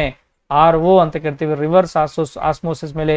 ಇದೇ ಕೆ ಇಲಾಖೆಯಲ್ಲಿ ಬೇರೆ ಒಂದು ಎಕ್ಸಾಮ್ನಲ್ಲಿ ಕ್ವಶನ್ ರೈಸ್ ಆಗಿತ್ತು ನೋಡು. ಸುಮಾರು ಒಂದು ಇರುವಂಥ 15 ಕ್ವಶನ್ಸ್ ಅಲ್ಲಿ ಒಂದು ಅರ್ಧ ಕ್ವಶನ್ ರಿಪೀಟೆಡ್ ಕ್ವಶನ್ಸ್ ಅದಾವೆ. RO ಮೆಥಡ್ ಗೊತ್ತು ನಿಮಗೆ, ರಿವರ್ಸ್ ಆಸ್ಮೋಸಿಸ್ ಅಂತ ಕರಿತೀವಿ. ಹೆಚ್ಚು ಸಾಂದ್ರತೆಯಿಂದ ಕಡಿಮೆ ಸಾಂದ್ರತೆಗೆ ಲವಣಗಳು ಮೂವ್ ಆಗುವುದನ್ನೇ ನಾವು ರಿವರ್ಸ್ ಆಸ್ಮೋಸಿಸ್. ಇಂಡೈರೆಕ್ಟ್ ಆಗಿ ನೀರಿನಲ್ಲಿರುವಂಥ ಲವಣಗಳನ್ನು ತೆಗೆದು ಹಾಕುವಂಥ ವಿಧಾನ. ಈ ತೆಗೆದು ಹಾಕಬೇಕಾದ ನಡು ಒಂದು ಪರದೆ ತರ ಒಂದು ಬಟ್ಟೆ ಇರ್ತದೆ, ಇದನ್ನ ನಾವು ಪರ್ಮಿಯೇಬಲ್ ಮೆಂಬ್ರೇನ್ ಅಂತ ಕರಿತೀವಿ. ಸೆಮಿ ಪರ್ಮಿಯೇಬಲ್ ಮೆಂಬ್ರೇನ್, ಅರೆ ಪಾರೆಗಮ್ಮ ಪೊರೆ ಅಂತ ಕರಿತೀವಿ. ಈ ಪೊರೆ ಮುಖಾಂತರ ಒಂದು ಸಣ್ಣ ಬಟ್ಟೆ ಇದ್ದಂಗೆ, ಒಂದು ಜಾಲಿ ಇದ್ದಂಗೆ ಇರ್ತತಿ. ಇಲ್ಲಿ ಹೆಚ್ಚೆಚ್ಚು ಲವಣಗಳು ಈ ರೀತಿ ನೀರಲ್ಲಿದ್ದಾಗ ಈ ಬಟ್ಟೆ ಮುಖಾಂತರ ಈ ಕಡೆ ಪಾಸ್ ಆಗ್ಬಿಟ್ಟು ನೀರು ಮಾತ್ರ ಈ ಕಡೆ ಬರ್ತದೆ, ಲವಣಗಳೆಲ್ಲ ಇಲ್ಲೇ ಉಳ್ಕೊಂಡ್ಬಿಡ್ತವೆ. ಇಲ್ಲಿ ಆಲ್ಮೋಸ್ಟ್ ನೀರು ಫಿಲ್ಟರ್ ಆಗಿರ್ತದೆ, ಮತ್ತೆ ಇದನ್ನು ಹಿಂಗೆ ಇಲ್ಲೇ ಬಿಡಲ್ಲ, ಮತ್ತೊಮ್ಮೆ ಇದನ್ನ ಏನ್ ಮಾಡ್ತಾರೆ, ಫಿಲ್ಟ್ರೇಷನ್ ಮಾಡ್ತಾರೆ. ಸೊ ಒಂದ್ಸಲ ಈ ಹೆಚ್ಚು ಸಾಂದ್ರತೆಯಿಂದ ಕಡಿಮೆ ಸಾಂದ್ರತೆ ತಗೊಂಡ್ಬಿಟ್ಟು ನೀರನ್ನು ನಾವು ಒಂದ್ಸಲ ಫಿಲ್ಟ್ರೇಷನ್ ಆಯ್ತು, ಆಸ್ಮೋಸಿಸ್ ಆಯ್ತು. ಆಸ್ಮೋಸಿಸ್ ಆಗಿರುವಂಥ ನೀರನ್ನು ಮತ್ತೊಮ್ಮೆ ಆಸ್ಮೋಸಿಸ್ ಮಾಡೋದನ್ನೇ ರಿವರ್ಸ್ ಆಸ್ಮೋಸಿಸ್ ಅಂತ ಕರಿತೀವಿ. ಮತ್ತೊಂದು ಪೊರೆ ಮುಖಾಂತರ ನೀರನ್ನು ಈ ರೀತಿ ಮತ್ತೆ ಕಳಿಸ್ಕೊಡ್ತಾರೆ. ಇಲ್ಲಿ ಆಲ್ಮೋಸ್ಟ್ ಈ ನೀರಲ್ಲಿರುವಂಥ ಎಲ್ಲಾ ಲವಣಗಳು ಏನು ಲವಣ ಮುಕ್ತ ನೀರಾಗಿರ್ತದೆ, ನೀರಲ್ಲಿ ಲವಣಗಳು ಕಂಡು ಬರೋದಿಲ್ಲ. ಹಂಗಾಗಿ ಈ ಲವಣಗಳ ತೆಗೆದು ಹಾಕುವಂಥ ವಿಧಾನವನ್ನೇ ನಾವು ರಿವರ್ಸ್ ಆಸ್ಮೋಸಿಸ್, ವಿಲೋಮ ಪರಾಸರಣ ವ್ಯವಸ್ಥೆ ಅಂತ ಕರಿತೀವಿ. ಈ ಬಟ್ಟಿ ಇಳಿಸುವಿಕೆ, ಶೋಧಿಸುವಿಕೆ ಮತ್ತೆ ಪರಾಸರಣ ಇವೆಲ್ಲ ಯಾವಲ್ಲ ಬೆಸ್ಟ್ ಎಕ್ಸಾಂಪಲ್ ಇದೆ ನಾವು ನೋಡ್ತೀವಿ. ಕಾರಿನ ಎಂಜಿನ್ ಅನ್ನು ತಂಪು ಮಾಡಲು ಉಪಯೋಗಿಸುವ ಘನೀಕರಣ ರೋಧಕ. Repeated question. ಬೇಕಾದ್ರೆ ಏನ್ ಸರ್ ಇಷ್ಟು ಸಲೀಸಾಗಿ ಹೇಳ್ತಾ ಇದ್ರಿ ಅಂದ್ರ, ನೀವೇನ್ ನಿಮ್ಗೆ ಕ್ಲಾಸ್ ನೋಡ್ತಾ ಇದ್ರಲ್ಲ ಯೂಟ್ಯೂಬಲ್ಲಿ ಹೋಗ್ಬಿಟ್ರೆ ನೀವು ರೀಸೆಂಟ್ KE ಎಕ್ಸಾಮ್ ಅಂತ ಒಂದು ಫೋಲ್ಡರ್ ಇದೆ. ಈ ಫೋಲ್ಡರಲ್ಲಿ ನಾನು ರೀಸೆಂಟ್ ಆಗಿ ಒಂದು 10 KS ಎಕ್ಸಾಂಪಲ್ ಸಾಲ್ವ್ ಮಾಡೀನಿ. ಅವೆಲ್ಲ ಡೈಲಿ ಒಂದೊಂದು ಪೇಪರ್ ಸಾಲ್ವ್ ಮಾಡ್ತಾ ಹೋಗಿ ಇವತ್ತಿನ ಬಂದಿರುವಂಥ PC ಬಂದಿರುವಂಥ ಸುಮಾರು ಎಷ್ಟೋ ಕ್ವಶನ್ಸು ಈ ರೀಸೆಂಟೇ ಅಂದರೆ ಒಂದು 2024, 25, 26 ಒಂದು 2-3 ವರ್ಷದಲ್ಲಿ ನಡೆದಿರುವಂಥ ಎಕ್ಸಾಮ್ಗಳಲ್ಲಿ ತುಂಬ ರಿಪೀಟೆಡ್ ಆಗಿರುವಂಥ ಕ್ವಶನ್ ನಾವು ನೋಡ್ತಾ ಇದ್ದೀವಿ. ಈ ರೇಡಿಯೇಟರ್ ಅಂತ ಕರಿತೀವಿ. ಇದಕ್ಕೆ ತಂಪು ಕಾರಣ ಎಂಜನ್ನ ಕೋಲ್ಡ್ ಮಾಡುವಂಥ ಒಂದು ಕೂಲೆಂಟ್ ಅಥವಾ ರೇಡಿಯೇಟರ್ ಸಿಸ್ಟಮ್ ಮೇಲೆ ಭಾಳ ಸಲ ಕ್ವಶನ್ಗೆ ರೇಡಿಯೇಟರ್ ಯಾಕೆ ಯೂಸ್ ಮಾಡ್ತೀವಿ, ರೇಡಿಯೇಟರ್ನ ಕೆಲಸ ಏನು, ಯಾವ ನೀರನ್ನು ಎಂತೆಂಥ ಕೆಮಿಕಲ್ ನಾವು ರೇಡಿಯೇಟರಲ್ಲಿ ಯೂಸ್ ಮಾಡ್ತೀವಿ ಅಂತ ಕೇಳ್ತಾನೆ. ಸೊ ತಂಪು ಮಾಡಲು ಉಪಯೋಗಿಸುವ ಘನೀಕರಣ ನಾವು ಇಥಲೀನ್ ಗ್ಲೈಕಾಲ್ ಅಥವಾ ಈಥೈಲ್ ಗ್ಲೈಕಾಲ್ ಅಂತ ಕರಿತೀವಿ. ಇಥಲೀನ್ ಗ್ಲೈಕಾಲ್ ಅಂದ್ರೆ ಒಂದೇ, ಈಥೈಲ್ ಗ್ಲೈಕಾಲ್ ಅಂದ್ರೆ ಒಂದೇ. ಎಥನೋಯಿಕ್ ಆಮ್ಲ ಅಲ್ಲ, ಎಥನೋಯಿಕ್ ಆಮ್ಲ ಇದೊಂದು ಆಮ್ಲ, ಇದನ್ನು ಯೂಸ್ ಮಾಡಲ್ಲ. ಎಥನಾಲ್ ಅಲ್ಲ, ಮತ್ತು ಎಥನಾಲ್ ಮತ್ತು ಮಿಥನಾಲ್ ಇವೆರಡು ಆಲ್ಕೋಹಾಲ್ ಆಗ್ತವೆ. ಈಥೈಲ್ ಗ್ಲೈಕಾಲ್ ಅಥವಾ ಎಥಿಲೀನ್ ಗ್ಲೈಕಾಲ್ ಅನ್ನೋದನ್ನು ಕಾರ್ನ ಇಂಜಿನ್ ರೇಡಿಯೇಟರ್ಗಳು ಯೂಸ್ ಮಾಡ್ತೀವಿ. ಇದು ನೀರಿನ ಫ್ರೀಸಿಂಗ್ ಪಾಯಿಂಟನ್ನು ಇನ್ಕ್ರೀಸ್ ಮಾಡ್ತದೆ, ಫ್ರೀಸಿಂಗ್ ಪಾಯಿಂಟನ್ನು ಹೆಚ್ಚು ಮಾಡ್ತದೆ ಅಂತ ಅರ್ಥ. ಬೇಗ ನೀರು ಮಂಜುಗಡ್ಡೆ ಆಗದೇ ಇರುವ ಹಾಗೆ ನೋಡ್ಕೊಳ್ಳುತ್ತದೆ, ಮತ್ತು ನೀರು ಬೇಗನೆ ಆವಿ ಆಗದೇ ಇರುವ ಹಾಗೆ ನೋಡ್ಕೊಳ್ಳುತ್ತದೆ. ಒಟ್ಟು ನೀರಿನ ಸ್ಥಿತಿಯಲ್ಲಿಯೇ ಮುಂದುವರಿಯುವಂತೆ ಮಾಡಲು ಸಹಾಯ ಮಾಡುವಂಥ ಒಂದು ಕೆಮಿಕಲೇ ಇಥಿಲೀನ್ ಗ್ಲೈಕಾಲ್ ಅಥವಾ ಈಥೈಲ್ ಗ್ಲೈಕಾಲ್. ಇದೇ ರಿಪೀಟೆಡ್ ಕ್ವಶನ್, ಬೇರೆ ಎಕ್ಸಾಮ್ದಲ್ಲಿ ಈಥೈಲ್ ಗ್ಲೈಕಾಲ್ ಅಂತ ಒಂದು ಕ್ವಶನ್ ಅನ್ನೋ ಆಪ್ಷನ್ ಕೊಟ್ಟಿದ್ದ. ಇಲ್ಲದಕ್ಕೆ ಪರ್ಯಾಯವಾಗಿ ಮತ್ತೊಂದು ಹೆಸರು ಕೊಡ್ತೇನೆ, ರಿಪೀಟೆಡ್ ಕ್ವಶನ್. ಕರೆಕ್ಟಾಗಿ ಫಾಲೋ ಅಪ್ ಮಾಡ್ಕೊಳ್ರಿ. ಪಟ್ಟಿ 1 ಮತ್ತು ಪಟ್ಟಿ 2 ಜೊತೆ ಹೊಂದಿಸಿ ಸರಿಯಾದ ಉತ್ತರವನ್ನು ಆರಿಸಿ ಅಂತ ಕೊಡ್ತೇನೆ. ಇವು ಸ್ವಲ್ಪ ಟೆಕ್ನಾಲಜಿಗೆ ಸಂಬಂಧಪಟ್ಟ ಕ್ವಶನ್ಸ್ಗಳು. ಇಲ್ಲೇನು ಜಾಸ್ತಿ ನಿಮಗೆ ಡೆಪ್ತ್ ಸೈನ್ಸ್ ಕೇಳಿಲ್ಲ, ಕಾಮನ್ ಆಗಿರುವಂಥ ಸೈನ್ಸನ್ನೇ ಕೇಳಿದ. ಬಟ್ ನಾನು ಸ್ವಲ್ಪ ಕೀ ಆನ್ಸರ್ ನೋಡಿಕೊಂಡಾಗ ಏನೋ ಒಂಥರ ಗೊಂದಲ ಕಾಣ್ತಾ ಇದೆ. ಇದು ರೈಟ್ ಕೀ ಆನ್ಸರ್ ಕೊಟ್ಟಾಗ ಏನು ಮಾಡ್ತಾರೆ ಗೊತ್ತಿಲ್ಲ. ಬಟ್ ತದನಂತರ ಕ್ಲಾಸ್ ನೋಡುವಂಥ ವ್ಯಕ್ತಿಗಳನ್ನು ಸ್ವಲ್ಪ ನೀವು ಸರಿಪಡಿಸ್ಕೊಳ್ಳಿ. ನ್ಯಾಷನಲ್ ರಿಮೋಟ್ ಸೆನ್ಸಿಂಗ್ ಏಜೆನ್ಸಿ ನಮಗಿರೋದು ಹೈದರಾಬಾದಲ್ಲಿದೆ. ಹೀಗಾಗಿ ಎ ಅನ್ನೋದು 2 ಆಗಬೇಕು. ಎ ಇಲ್ಲಿ ಇದೆ, ಎ ಇಲ್ಲಿ ಇದೆ, A2 ಗೊತ್ತಿದೆ ನಮಗೆ ಯಾವುದು ಗೊತ್ತಿದೆ, ಅಟ್ಲೀಸ್ಟ್ ಇಸ್ರೋ ಗೊತ್ತಿದೆ. ಇಸ್ರೋ ಎಲ್ಲಿದೆ ನಮಗೆ ಬೆಂಗಳೂರು ಅಂತ ನೋಡ್ತೀವಿ. ಬಿ ಅನ್ನೋದು 3 ಆಗಬೇಕು. ಇಲ್ಲಿ B3 ಇಲ್ಲಿದೆ, ಇಲ್ಲಿ ಸಹಿತ B3 ಇದೆ, ಇಲ್ಲಿ B4 ಇದೆ, ಅಂದ್ರೆ ಇದು ಅಲ್ಲ. B2 ಇದೆ, ಇದು ಅಲ್ಲ. ಅಂದ್ರೆ ನಮ್ಗೆ ಯಾವುದು ಗೊತ್ತಿಲ್ಲ ಅಂದ್ರೆ ಅಟ್ಲೀಸ್ಟ್ ಗೊತ್ತಿದ್ದಾಗ ನೋಡ್ಬೇಕು. ಇಸ್ರೋ ಅಂತೂ ಗೊತ್ತು ನಮಗೆ, ಬೆಂಗಳೂರಿದೆ ಹೆಡ್ ಕೊಟ್ಟರು, 2 ಸೇಮ್ ಅದಾವೆ. ಇನ್ನು ಇನ್ಸ್ಯಾಟ್ ಮಾಸ್ಟರ್ ಕಂಟ್ರೋಲ್ ಫೆಸಿಲಿಟಿ ಅಂತ ಬಂದಾಗ ಗೊತ್ತು ನಮಗೆ, ಹಾಸನಲ್ಲಿರುವಂಥದ್ದು ಇದು ಕಂಟ್ರೋಲ್. ಏನು ಇನ್ಸ್ಯಾಟ್ ಅನ್ನೋದು ನಮಗೆ ಮಾಸ್ಟರ್ ಕಂಟ್ರೋಲ್ ಒಂದು ಫೆಸಿಲಿಟಿ ಇರೋದು ನಮಗೆ ಹಾಸನ ಜಿಲ್ಲೆಯಲ್ಲಿದೆ. ಸಿ ಅನ್ನೋದು 1 ಆಗಿರಬೇಕು. ಇಲ್ಲಿ C1 ಇದೆ, ಇಲ್ಲಿ ಸಹಿತ ಸಿ ಅನ್ನೋದು 1 ಆಗಿದೆ. ಇನ್ನು ಸೌರ ವೀಕ್ಷಣೆಯಲ್ಲೇ ಉದಯಪುರ ಇದೆ, ಇಲ್ಲಿ D4 ಇದೆ, ಇಲ್ಲಿ ಸಹಿತ D4 ಇದೆ. ಇವೆರಡು ಒಂದೇ ಆಪ್ಷನ್ ರಿಪೀಟ್ ಆಗ್ತಾ ಇದೆ. ಏನು ಫೈನಲ್ ಆನ್ಸರ್ ಕೊಡ್ತಾನೆ ಗೊತ್ತಿಲ್ಲ. ಬಟ್ ಇಲ್ಲಿ 2 ಮತ್ತು 3 ಸಹಿತ ಸರಿಯಾಗಿರೋದೆ. ಮೇ ಬಿ ಬಂದರೆ ಗ್ರೇಸ್ ಬರ್ಬೋದು, ಇಲ್ಲ ಅಂತಂದ್ರೆ ಎಲ್ಲರಿಗೂ ಸಹಿತ ಸಾಮಾನ್ಯವಾಗಿ ಆನ್ಸರ್ ಕೊಡಬಹುದೇನೋ. ಸೊ ನನಗೆ ಗೊತ್ತಿರೋ ಹಾಗೆ ಈ ರೀತಿ ಇರುವಂಥದ್ದು ನೋಡ್ಕೊಳ್ಳೋಣ. ಮುಂದೆ key answer, final key answer ಬಂದಮೇಲೆ ಯಾವ ರೀತಿ ಆಗ್ತದೆ ಒಂದ್ಸಲ ನೀವು ನೋಡ್ಕೊಳ್ಳಿ. ಇದಂತೂ ಮತ್ತೆ ರಿಪೀಟೆಡ್ ಕ್ವಶನ್. ವಾಯುಮಂಡಲದ ಸಂಯೋಜನೆಗೆ ಸಂಬಂಧಿಸಿದಂತೆ ಶೇಕಡಾವಾರು ಪ್ರಮಾಣಕ್ಕನುಗುಣವಾಗಿ ಸರಿಯಾದ ಕ್ರಮವನ್ನು ಗುರುತಿಸ್ರಿ. ಸಿಂಪಲ್ ಕ್ವಶನ್ ರೀ, ಆರಾಮಾಗಿ ಆನ್ಸರ್ ಮಾಡ್ಬೋದು. KEA HK ಕಾನ್ಸ್ಟೇಬಲ್ ಎಕ್ಸಾಮ್ ಅಂತೂ ಸೈನ್ಸಲ್ಲಿ ಮಾತ್ರ ನಾನು ಏನು ಟಫ್ ಏನು ಕ್ವಶನ್ ನಾನು ಫೀಲ್ ಆಗಲ್ಲ. ಸುಮಾರು 15 ಕ್ವಶನ್ ನಾವು ನೋಡ್ತಾ ಇದ್ದೀವಿ. 15ಕ್ಕೆ 15 ಆಲ್ಮೋಸ್ಟ್ ಈಸಿ ಇರುವಂಥ ಕ್ವಶನ್ಸ್ ಅದಾವೆ. ಇದು ಪ್ಯೂರ್ಲಿ ಸೈನ್ಸ್ ನಾನು ಮಾತ್ರ ತೊಗೊಂಡಿದ್ದು. ಇನ್ನೂ ಕೆಲವೊಂದೇ ಸೈನ್ಸ್ ಸಂಬಂಧಪಟ್ಟಾಗೆ ಬೇರೆ ಬೇರೆ ಕ್ವಶನ್ ನಾನು ತೊಗೊಳ್ಳಿಲ್ಲ. ಕಾನ್ಸೆಪ್ಟ್ ಬೇಸ್ ಆಗಿಂದ ಸೈನ್ಸ್ ಕ್ವಶನ್ ತೊಗೊಂಡಿನಿ. ವಾತಾವರಣದಲ್ಲಿರುವಂಥ ಅನಿಲಗಳ ಶೇಕಡಾವಾರು ಪ್ರಮಾಣಕ್ಕನುಗುಣವಾಗಿ ಅಂತ ಕೊಟ್ಟನೆ. ಬಟ್ ಕ್ವಶನಲ್ಲಿ ಕ್ಲಾರಿಟಿ ಇಲ್ಲ. ಪ್ರಮಾಣಕ್ಕನುಗುಣವಾಗಿ ಏರಿಕೆ ಕ್ರಮ ಅಥವಾ ಇಳಿಕೆ ಕ್ರಮ ಅಂತ ವರ್ಡ್ ಕೊಡ್ಬೋದಾಗಿತ್ತು. ಬಟ್ ಇಲ್ಲಿ ಯಾವ ಕ್ರಮವನ್ನು ಮೆನ್ಷನ್ ಮಾಡಿಲ್ಲ. ಹಂಗೆ ನಾವು ಕಾಮನ್ ಆಗಿ ಥಿಂಕ್ ಮಾಡಿದಾಗ ಯಾವುದು ಇಳಿಕೆ ಕ್ರಮದಲ್ಲಿಲ್ಲ, ಆಲ್ಮೋಸ್ಟ್ ಇಳಿಕೆ ಕ್ರಮದಲ್ಲದವೆ. ಇನ್ಕ್ರೀಸಿಂಗ್ ಆರ್ಡರ್ ಸೆಟ್ ಮಾಡ್ಕೋಬೇಕು. ಅತಿ ಹೆಚ್ಚಾಗಿರೋದು ಗೊತ್ತು ನಮಗೆ ನೈಟ್ರೋಜನ್, ಸುಮಾರು 78% ನೈಟ್ರೋಜನ್ ಇದೆ. ಸೆಕೆಂಡ್ ಆಕ್ಸಿಜನ್ ಸುಮಾರು 21% ಆಕ್ಸಿಜನ್ ಇದೆ. ಥರ್ಡ್ ಒನ್ ಇದು ಅರ್ಗಾನ್ 0.93% ಇದೆ. ಫೋರ್ತ್ ಒನ್ ಕಾರ್ಬನ್ ಡೈಆಕ್ಸೈಡ್ 0.04% ಇದೆ. ಇನ್ನು ಫಿಫ್ತ್ ಒನ್ ಇರದೆ ಇಲ್ಲಿ ಕೊಟ್ಟಿದ್ದು ನಿಯಾನ್ ಅಂತ ಕೊಡ್ತಾನೆ. ನಿಯಾನ್ ಎಂಬ ಗ್ಯಾಸ್ ನಮಗೆ 0.0018% ನಮಗೆ ಅಟ್ಮಾಸ್ಫಿಯರ್ ಅಲ್ಲಿ ಸಿಗ್ತದೆ. ಸೊ ಇದು ನಮಗೆ ಸರಿಯಾಗಿರುವಂಥ ಅನುಕ್ರಮಣೆ. ನಮ್ಮ SB ಸೈನ್ಸ್ ಅಡ್ಡ ಆ್ಯಪಲ್ಲಿ ಇವೆಲ್ಲ ಅನಿಲಗಳ ಬಗ್ಗೆ ತುಂಬ ಡೀಟೇಲ್ ಆಗಿರುವಂಥ ಕ್ಲಾಸಸ್ ಇದಾವೆ. ಒಂದ್ಸಲ ಸಮಯ ಸಿಕ್ಕಾಗ ನೋಡ್ಕೊಂಡು ಬಂದು ನಿಮಗೆ ಅರ್ಥ ಆಗ್ತದೆ. ಸೊ ಹೈಯೆಸ್ಟ್ ಇಂದ ಲೋವೆಸ್ಟ್ಗೆ ನಾವು ಹೋದಾಗ ಫಸ್ಟ್ ಸ್ಟಾರ್ಟ್ ಮಾಡಿದ್ರೆ ನಾವು ಸಾರಜನಕ, ಹಂಗೆ ಇಂಗಾಲ್ ಡೈಆಕ್ಸೈಡ್, ಆಮ್ಲಜನಕ 2 ಕಟ್ ಮಾಡಿಬಿಡೋಣ. ಸಾರಜನಕ ನಂತರ ಆಮ್ಲಜನಕ 2 ಕರೆಕ್ಟ್ ಇದೆ. ಇಲ್ಲಿ ಥರ್ಡ್ ಆ ಸ್ಟೇಟ್ಮೆಂಟಲ್ಲಿ ನನಗೆ ಮುಂದೆ ಕರೆಕ್ಟ್ ಹೋಗ್ತೀವಿ. ಬಟ್ ಇಲ್ಲಿ ಕಾರ್ಬನ್ ಡೈಆಕ್ಸೈಡ್ ಬಂದ್ಬಿಟ್ಟಿವಿ. ಆರ್ಗಾನ್, ಕಾರ್ಬನ್ ಡೈಆಕ್ಸೈಡ್ ಮತ್ತು ನಿಯಾನ್ ಅಂತ ನೋಡ್ತೀವಿ. ಆಪ್ಷನ್ 3 ಇದರಲ್ಲಿ ನಮಗೆ ಸರಿಯಾಗಿರುವಂಥ ಒಂದು ಆನ್ಸರ್ ನಾವಿಲ್ಲಿ ನೋಡ್ಬೋದು. ಎಸ್ ಫ್ರೆಂಡ್ಸ್, ಇಷ್ಟು 2026 ಪೊಲೀಸ್ ಕಾನ್ಸ್ಟೇಬಲ್ DR ಮತ್ತು CR ಎಕ್ಸಾಮ್ದಲ್ಲಿ ಕೇಳಿರುವಂಥ ಪ್ರಮುಖ ಇಂಪಾರ್ಟೆಂಟ್ ಆಗಿರುವಂಥ ಕ್ವಶನ್ಸ್ ಆಗಿದ್ದವು. ಈ ಒಂದು ರೀತಿಯಲ್ಲಿ ಕ್ವಶನ್ಸ್ ಇತ್ತು. ಸ್ವಲ್ಪ ತುಂಬ ಈಸಿನೇ ಆಗಿದೆ ಅಂತ ನನಗೆ ಅನಿಸ್ತತಿ. ನೋಡೋಣ, ಕೆಲವೊಂದು 2-3 ಕ್ವಶನ್ ಟಿಪಿಕಲ್ ಬಿಟ್ಟರೆ ಆಲ್ಮೋಸ್ಟ್ ಆಲ್ 80% ರಿಪೀಟೆಡ್ ಕ್ವಶನ್ಸ್ ಆಗಿದ್ದವು. ಆಮ್ಲಗಳ ಮೇಲೆ, ಮೆಟಲ್ಗಳ ಮೇಲೆ, ಮತ್ತೇನು ರಸ್ಟ್ ರಿಮೂವರ್ ಮೆಥಡ್ಗಳ ಮೇಲೆ ಕಾಮನ್ ಆಗಿರುವಂಥ ಕ್ವಶನ್ಸ್ ಆಗಿದ್ದವು. ಕರೆಕ್ಟಾಗಿ ನೀವು ಫಾಲೋ ಮಾಡ್ಕೊಳ್ಳಿ. ಮತ್ತು ಯಾವುದೇ ಕಾರಣಕ್ಕೂ ನಿಮ್ಗೇನಾದರೂ ಸೈನ್ಸಲ್ಲಿ ತೊಂದರೆ ಅನ್ನಿಸ್ತಾ ಇದೆ, ನಾನು ಮುಂಬರುವಂಥ ಎಕ್ಸಾಮ್ಗಳಿಗೆ ಸೈನ್ಸೇ ನನಗೆ ಅಡ್ಡಿ ಉಂಟು ಮಾಡ್ತದೆ, ಸೈನ್ಸಿಂದ ನನಗೆ ತೊಂದರೆ ಇದೆ ಅಂತಂದರೆ ಅದಕ್ಕೆ ಪರಿಹಾರ ಒಂದೇ SB ಸೈನ್ಸ್ ಅಡ್ಡ ಅಂತೇಳಿ. ಗೂಗಲ್ ಪ್ಲೇಸ್ಟೋರ್ ಆ್ಯಪ್ ಸಿಗ್ತದೆ. ಇಲ್ಲಾಂದರೆ ಯೂಟ್ಯೂಬ್ ಕ್ಲಾಸ್ ನೋಡುವಂಥ ತಾವುಗಳು ಕೆಳಗಡೆ ನನ್ನ ಡಿಸ್ಕ್ರಿಪ್ಷನ್ ಆ್ಯಪ್ನ ಲಿಂಕ್ ಕೊಟ್ಟಿದ್ದೀನಿ, ಡೌನ್ಲೋಡ್ ಮಾಡಿಕೊಂಡು ಕಂಟೆಂಟ್ ಒಂದ್ಸಲ ನೋಡಿ. ಕೋರ್ಸ್ ಏನಿಲ್ಲ, ಕಂಟೆಂಟ್ ನೀವೆಲ್ಲ ಕವರ್ ಮಾಡಿದ್ದೀರಂದ್ರೆ ಇನ್ನೂ ಬೇರೆ ಕವರ್ ಮಾಡ್ಕೊಳ್ಳೋಕೆ ಅನುಕೂಲ ಆಗ್ತದೆ. ಆಗಲಿಲ್ಲ ಅಂತಂದರೆ ಬೇಸಿಕ್ಲಿಂದ NCERT ಬುಕ್ಸು ಮತ್ತು ಈ ಥರ ಕಾಂಪಿಟೇಟಿವ್ ಪಾಯಿಂಟ್ಸನ್ನು ಯೂಸ್ ಮಾಡಿಕೊಂಡು ಬರೆದಿದ್ದೈತಿ, ಕರೆಕ್ಟಾಗಿ ನೀವು ಫಾಲೋ ಅಪ್ ಮಾಡಿ.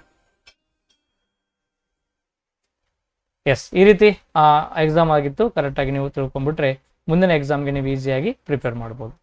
Thank you for watching.